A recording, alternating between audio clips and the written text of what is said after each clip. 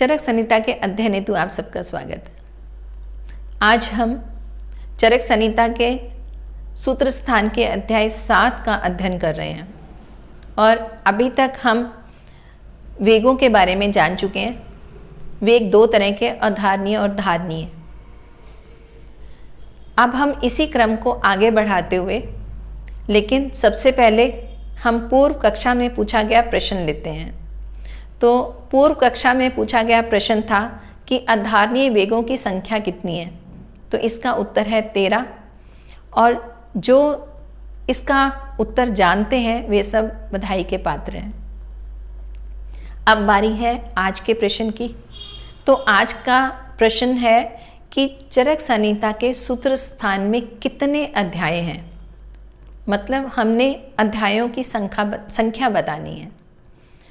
अब अध्ययन को आगे बढ़ाते हुए हम व्यायाम का वर्णन पढ़ रहे थे और व्यायाम में हमने जाना था कि शरीर की जो चेष्टा मन के अनुकूल शरीर में स्थिरता लाने वाली और बल बढ़ाने वाली हो, उसे शारीरिक व्यायाम कहते हैं और इसे उचित मात्रा में सेवन करना चाहिए।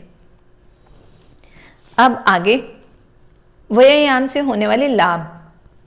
तो ऐसा कहा कि व्यायाम करने से देह में हल्कापन, कार्य करने की शक्ति, शरीर में स्थिरता, दुख सहने की क्षमता, वृद्ध दोषों की क्षीणता और अग्नि की वृद्धि होती है।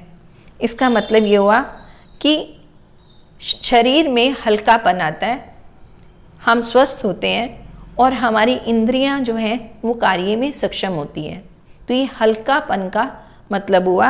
और इसके पश्चात कार्य करने की शक्ति का मतलब है कि जब शरीर में लघुता होगी, स्वस्थता होगी, तो वो कार्य करने में सक्षम होगा, तभी उसमें कार्य करने में शक्ति होगी और साथ में रुचि उत्पन्न होगी और साथ ही शरीर में स्थिरता आएगी। तो शरीर में स्थिरता आना स्वस्थता की निशानी है और साथ ही हम इसको ऐसे भी समझ सकते हैं कि उम्र के साथ साथ हमारे शरीर में जो लक्षण दिखाई देते हैं, अगर हम व्यायाम करते हैं तो वो उन लक्षणों में स्थिरता आती है। मतलब कि जो हमारे उम्र से होने वाले लक्षण हैं वो हम उनमें कमी आएगी और शरीर में स्थिरता आएगी। तो ऐसा कह सकते हैं कि यौवन बना रहता है। और फिर इसी से ही दुख सहने की क्षमता बढ़ती है। दुख सहने की क्षमता उसी व्यक्ति में होगी जो व्यक्ति शारीरिक और मानसिक तौर पर स्वस्थ है, और जो व्यक्ति व्यायाम करेगा वो अपने को शारीरिक और मानसिक तौर पर स्वस्थ करेगा। तो इससे ये लाभ हुआ कि दुख सहने की भी शक्ति उत्पन्न होती है। तो यहाँ पर एक ऐसा कह सकते हैं कि व्यक्ति जो है वो मानसिक तौर पर सबल हो रहा है और दुख आ रहा है तो उसको वो झेल पा रहा है, एक बहुत ज़्यादा दुखी नहीं हो रहा है। तो इसमें ऐसा क्षमता जो है वो बढ़ जाती है। और साथ ही बताया कि वृद्ध दोषों की क्षीणता आती है। मतलब अगर तीनों दोष वात, पित्त और कफ बड़े हुए हैं और उनसे उत्पन्न रोग हो रहे हैं, तो उस ऐसे केस में अगर व्यायाम किया जाए तो हम इन दोषों को क्षीण कर सकते हैं। मतलब कि उनकी चिकित्सा कर सकते हैं, उनमें फ़ायदा होता है। हालांकि हम ये भी जानते हैं कि अगर अधिक परिश्रम किया जाए या अधिक व्यायाम किया जाए तो वायु की वृद्धि होती है। लेकिन अगर पहले से वायु बढ़ी हुई है और हमें वात रोग हो रहे हैं, तो ऐसी स्थिति में हमें व्यायाम करने से आराम मिलेगा। तो इस तरह व्यायाम करने से वात, पित्त और कफ तीनों में आराम मिलता है और तीनों में क्षीणता आती है। कफ रोगों में तो व्यायाम का बहुत ही अच्छा जो है प्रभाव मिलता है और बहुत अच्छे और जल्दी से ये कफस रोग जो है वो ठीक होते हैं। अब इसके पश्चात कहते हैं कि अग्नि की वृद्धि होती है। तो अग्नि की वृद्धि का मतलब यहाँ जठराग्नि और धातु अग्नि दोनों के लिए लगा है। धातु हमारी 7 मानी गई हैं, रस, रक्त, मांस, मेद, अस्थि, मज्जा, शुक्र। तो इनकी अपनी अपनी एक अग्नि है। जो व्यक्ति व्यायाम करता रहता है उनमें इस अग्नि की वृद्धि होती रहती है। मतलब कि हमारी धातुएं जो हैं वो ठीक बनी रहती हैं। तो इस तरह से ये व्यायाम से होने वाले लाभ के बारे में जाना। और अब आगे बताया कि जब हम इसकी अति कर देते हैं या जब हम इसकी मात्रा को अधिक कर देते हैं, और मात्रा को अधिक करना भी अपनी शक्ति से अगर हम अधिक इसका प्रयोग कर रहे हैं तो उससे हमें कुछ नुकसान होता है। तो वो नुकसान क्या है, उसमें बोला कि मात्रा से अधिक व्यायाम करने से थकावट, क्लम, रस आदि धातुओं का क्षय, प्यास की अधिकता, रक्त पित्त रोग होना और प्रतमक श्वास, कास, ज्वर और वमन रोग हो जाते हैं। मतलब जब ये हम अधिक मात्रा में हमने कर लिया तो शारीरिक श्रम ज़्यादा कर रहे हैं तो नेचुरली उससे हमें थकावट ज़्यादा होगी, और अगर शारीरिक थकावट होती है तो उससे हमें मानसिक थकान भी हो जाती है। तो ये मानसिक थकान होना जिसमें हमारी इंद्रियां जो हैं वो ढीली पड़ती हैं, इंद्रियों में भी थकान होती है, तो वो जो हमारा हम उसको, उस पोजीशन को या उस अवस्था को हम क्लम कहते हैं। तो उसके पश्चात वो कहते हैं कि रस आदि धातुओं का क्षय होता है। अभी हमने जाना कि व्यायाम करने से धातु अग्नि बढ़ती है, लेकिन यहाँ बताया कि जब व्यायाम की मात्रा बढ़ जाती है तो उस समय धातुओं का क्षय होता है और धातुओं को नुकसान पहुँचता है। तो उसके बाद कहते हैं कि ऐसा परिश्रम या ऐसे व्यायाम करने से प्यास की वृद्धि होती है। जब भी शारीरिक श्रम होगा तो प्यास की वृद्धि होगी। तो यहाँ एक तरह का उसका नुकसान बताया है। और साथ ही रक्त पित्त रोग होना, तो यहाँ रक्त पित्त जो रोग है इसमें रक्त का बहाव होना, जैसे कि नक्सीर इसी का एक उदाहरण है। तो जब हम ये अधिक मात्रा में व्यायाम करेंगे या शारीरिक श्रम करेंगे तो उससे ये इस तरह के रोग भी उत्पन्न हो जाते हैं। और उसके पश्चात प्रतमक श्वास होना, तो प्रतमक श्वास वाली वैसी अवस्था है जैसा कि दमे में होता है। तो दमे में जो सांस फूलता है, तो यहाँ पर भी जब हम अधिक शारीरिक श्रम कर रहे हैं तो उससे हमारा श्वास फूलेगा और उस समय जो अवस्था होगी उसको प्रतमक श्वास कहेंगे, और ये हमारे लिए बहुत ज़्यादा हितकर नहीं है। और फिर इसके साथ ही खांसी हो सकती है, और फिर जब हम थकान ज़्यादा करते हैं तो हमें ज्वर हो जाता है, और ज्वर जो है वो अधिक श्रम का ही एक ऐसा कहेंगे उसका परिणाम है। तो अधिक व्यायाम से हमें बचना है और अधिक व्यायाम से ये रोग हो सकते हैं उसको हमें जानना है। और अधिक श्रम करने से हमें वॉमिटिंग सेंसेशन भी होता है, नॉजिया जैसा फील होता है। तो यहाँ पर उसी को बोला कि अगर व्यायाम की अति की जाएगी तो वमन या उल्टी हो सकती है। तो ऐसा ये इनसे अति होने से कौन कौन से हमें नुकसान हो सकते हैं उनके बारे में बताया गया है। अब इसके पश्चात बताते हैं कि निम्न अंकित का अधिक सेवन ना करें। अब अभी सिर्फ व्यायाम की बात हो रही थी, अब कहा कि कुछ और चीज़ें भी हैं। यहाँ सिर्फ प्रसंगवश बता दिया कि इनके साथ इनका भी अति में प्रयोग ना करें। तो वो क्या चीज़ है? व्यायाम, हमें बात अभी हम सुन चुके हैं। और उसके बाद आता है हंसना, मतलब कि अगर हम कहीं हंसी मजाक कर रहे हैं वो भी अति में नहीं होना चाहिए, उसको भी कुछ उसकी मात्रा नियंत्रित होनी चाहिए। तो अगर हम ये हंसी मजाक भी अधिक करेंगे तो वो भी हमारे को नुकसान पहुंचा सकता है। और इसके पश्चात रास्ता चलना, रास्ता का चलने का मतलब है कि हम एक लंबा जो सफ़र है वो जो हम पैदल ज़्यादा चल रहे हैं तो उससे भी अगर हम उसकी भी अति कर देंगे तो भी वो हमारे लिए नुकसानदायक हो सकता है। मैथुन और जागना आदि कर्म ये सभी अभ्यास से उचित जो हो गया है, मतलब अगर ये सब चीज़ें जो उचित अभ्यास से हमें सातम्य भी हो गई हैं, मतलब हमारी बॉडी जो है वो इसकी यूज टू हो गई है, लेकिन तब भी हमें इनकी अधिकता नहीं करनी चाहिए। तो ये जो चीज़ें बताई गई हैं इसके बारे में ये बोला कि अगर हम इनको नित्य प्रति प्रयोग में लाते रहते हैं, इनको हम करते रहते हैं, तो अगर हम अपनी मात्रा से अधिक भी कर रहे हैं तो बहुत बारी ऐसा होता है कि हमारा शरीर उसको सहने लग जाता है। लेकिन वो अगर हम उसके अभ्यास भी कर चुके हैं और कर रहे हैं, लेकिन फिर भी ये हमारी मात्रा जो है हमारे लिए नुकसानदायक ही होगी। तो इसमें अगर आप देखें कि जो परिश्रम करने वाले व्यक्ति हैं, या अगर हम ऐसा कहें कि अति परिश्रम करने वाले व्यक्ति हैं, वो अपनी उम्र में बहुत ज़्यादा नहीं जी पाते हैं। तो ऐसे में उनकी धातुओं का ह्रास होता है, धातुएं उनकी क्षीण होती हैं। तो धातु क्षीण होंगी तो उम्र भी बहुत नहीं बढ़ेगी, वो ज़्यादा देर स्वस्थ नहीं रह पाएंगे। तो इसीलिए यहाँ बताया कि हमें जो है वो उसकी मात्रा जो है वो सोच समझ कर करनी चाहिए, मतलब कि हमें इनका प्रयोग बहुत ज़्यादा नहीं करना है। और साथ ही बताया कि व्यायाम के अयोग्य पुरुष कौन से हैं। अब उनके फायदे तो बता रहे हैं, लेकिन साथ ही ये भी बता रहे हैं कि किन व्यक्तियों को व्यायाम नहीं करना चाहिए। तो ये बहुत ही ऐसा विषय है कि हर एक को जानना है कि कौन व्यक्ति व्यायाम ना करे।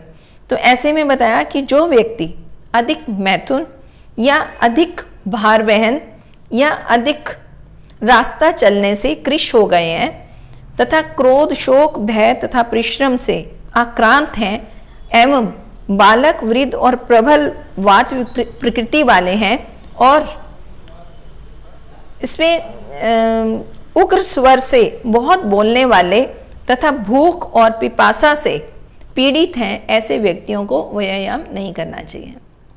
तो हम इनको समझते हैं कि जो व्यक्ति परिश्रम अधिक करता है या फिर अगर वो भार ज़्यादा उठाता है, तो फिजिकली वर्क ज़्यादा कर रहा है, उसको एनर्जी ज़्यादा चाहिए, तो ऐसे व्यक्ति जिन्होंने अधिक परिश्रम किया उनको व्यायाम नहीं करना है।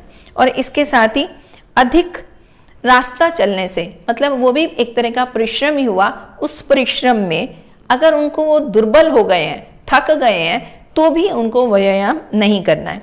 और इसके अलावा व्यक्ति अगर क्रोध में है या फिर वो भय में है या फिर वो शोक में है, तो ऐसी जो स्थिति है उसमें भी वो व्यायाम ना करे, क्योंकि वो पहले ही उसकी धातुओं में ह्रास हो रहा है। अगर ऐसा करेंगे तो वो उसको स्वास्थ्य नहीं मिलेगा और वो अपना नुकसान कर लेगा। तो ऐसा कि ऐसे व्यक्ति को ये व्यायाम नहीं करना चाहिए। और इसके अलावा जो बालक हैं, मतलब छोटे बच्चे को भी व्यायाम नहीं करना है, वृद्ध को नहीं करना है, क्योंकि ये दोनों में ही शक्ति जो है वो कम है, पावर कम है। तो इसलिए इन दोनों को, चाहे वो बालक है चाहे वो बहुत वृद्ध है, हल्का व्यायाम कर सकते हैं, लेकिन बहुत अगर तेज मतलब अच्छा स्ट्रॉन्ग व्यायाम करना चाहते हैं तो उनको नहीं करना चाहिए। और ऐसे व्यक्ति जिनकी वायु दोष उनका बढ़ा हुआ है और वात से ही होने वाले रोग हो रहे हैं, तो ऐसे व्यक्ति को भी व्यायाम नहीं करना चाहिए। और साथ ही बताया कि जो ऊंचे स्वर में बोलने वाले हैं, कईयों का कार्य ही ऐसा होता है कि उनको बहुत ऊंचा बोलना पड़ता है। जैसे कि अगर हम उदाहरणता लें कि मेले में कोई व्यक्ति अपना कुछ सामान बेच रहा है, तो उसमें उसको बहुत ऊंचा बोल बोल कर जो अपने उसके ग्राहक हैं उनको बुलाना पड़ेगा, आकर्षित करना पड़ेगा।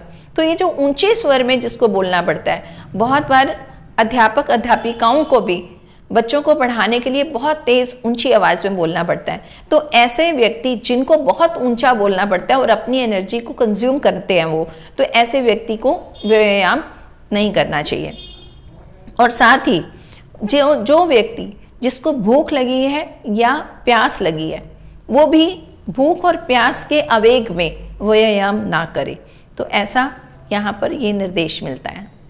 अब इसके पश्चात आगे कहा गया है कि हित अहित के सेवन तथा त्याग विधि का वर्णन। तो यहाँ ये बताया गया कि अगर कोई व्यक्ति कुछ अहित कर मतलब या अपथ्य कर, तो अपथ्य कर मतलब जो हमारे लिए हितकर नहीं है का सेवन करता है और उस सेवन से हमारा शरीर सातम्य हो गया है, मतलब हमारे शरीर को आदत पड़ गई है, तो भी वो हमारे लिए अच्छा नहीं है और उसको हमें छोड़ देना चाहिए और पथ्य ग्रहण करना चाहिए। तो यहाँ ये बताया गया कि अपथ्य को छोड़ने की विधि भी क्या है, तो वो उसी को बताने के लिए ये श्लोक कहा गया है।